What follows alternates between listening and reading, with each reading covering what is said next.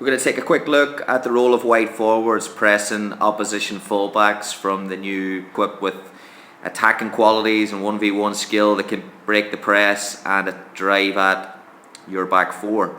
So in this book we go into an in-depth analysis by creating positional press and profiles. However, the tactical changes will be made based on the system that you're playing against. So here we're trying to prevent central penetration and a wide outlet pass in a traditional 4-3-3 or a 4-2-3-1.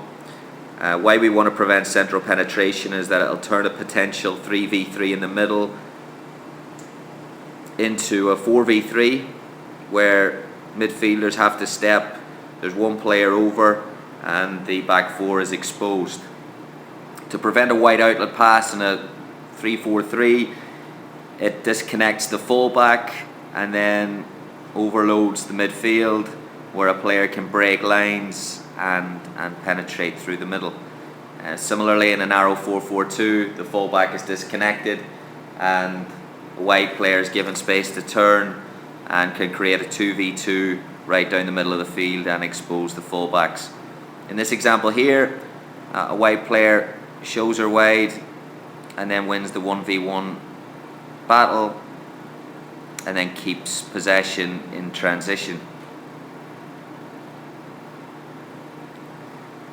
In the next example here, she invites the defender to go inside and then doesn't allow penetration, forces her into a mistake and then turns defense into attack with the transition as well.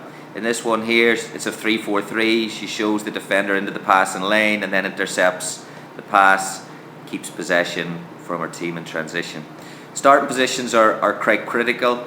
Guardiola said that you don't mark the player, you cover the space in between.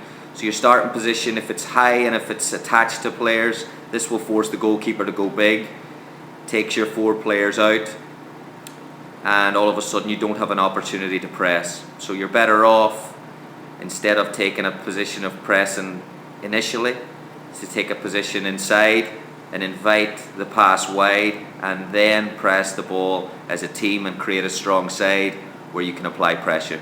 Exercises that can be used: this is a positional one.